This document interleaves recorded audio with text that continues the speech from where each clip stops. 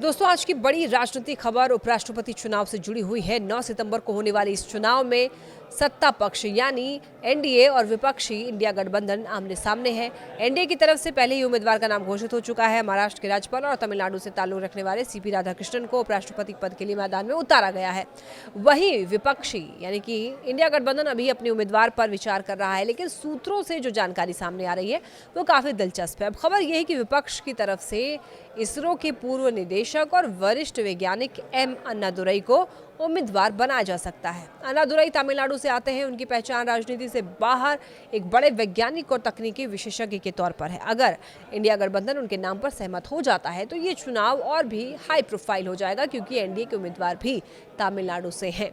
तो इस तरह मुकाबला सीधा तमिलनाडु के दो बड़े चेहरों के बीच होगा। अन्नादुरई का नाम विपक्ष के लिए इसलिए भी अहम है क्योंकि वो पूरी तरह गैर राजनीतिक पृष्ठभूमि से आते हैं। उन्होंने भारतीय अंतरिक्ष अनुसंधान संगठन यानी कि इसरो में काम करते हुए भारत को नई ऊंचाइयों पर पहुंचाया। खासतौर पर चंद्रयान 1 और मंगलयान जैसे मिशनों में उनकी अहम भूमिका रही। उन्हें अक्सर मून मैन ऑफ इंडिया भी कहा जाता है।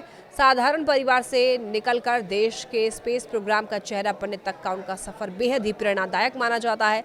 अब ऐसे में सवाल ये है कि आखिर इंडिया गठबंधन वैज्ञानिक को क्यों उम्मीदवार बनाना चाहता है। दरअसल विपक्ष की देखिए रणनीति ये है कि इस चुनाव को केवल सत्ता पक्ष बनाम विपक्ष की लड़ाई ना बनाकर लोकतंत्र और संविधान की रक्षा की लड़ाई के रूप में पेश किया जाए, और इसीलिए विपक्ष एक ऐसे चेहरे की तलाश में है जिसकी राष्ट्रीय पहचान हो, जिसे लोग सम्मान की नज़र से देखें और जिसका कद राजनीति से ऊपर माना जाए। अन्नादुरई इस कसौटी पर फिट बैठते हैं, लेकिन ये भी ध्यान देने वाली बात है कि विपक्ष के पास और भी कुछ नाम विकल्प के तौर पर हैं।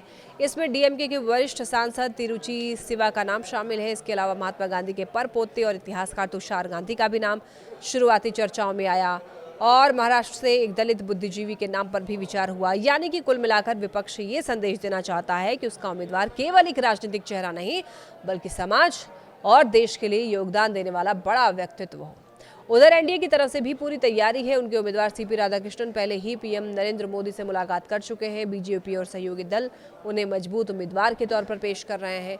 यानी ये साफ है कि ये चुनाव केवल औपचारिकता भर नहीं होगा, बल्कि दोनों पक्ष पूरी रणनीति के साथ मैदान में उतरेंगे। और देखिए, ये माना जा रहा है कि बहुत जल्द उपराष्ट्रपति चुनाव के उम्मीदवार का नाम आधिकारिक तौर पर घोषित कर दिया जाएगा। तो अगर अन्नादुरई का नाम तय होता है तो ये चुनाव बेहद दिलचस्प हो जाएगा। एक तरफ बीजेपी का सियासी चेहरा, दूसरी तरफ देश का स्पेस साइंटिस्ट। तो दोस्तों, अब सबकी निगाहें विपक्ष की बैठक पर टिकी हैं कि आखिर क्या इंडिया गठबंधन अपने उम्मीदवार के तौर पर एम अन्नादुरई को सामने लाता है या फिर कोई और नाम चौंका देगा। ये आने वाला वक्त बताएगा।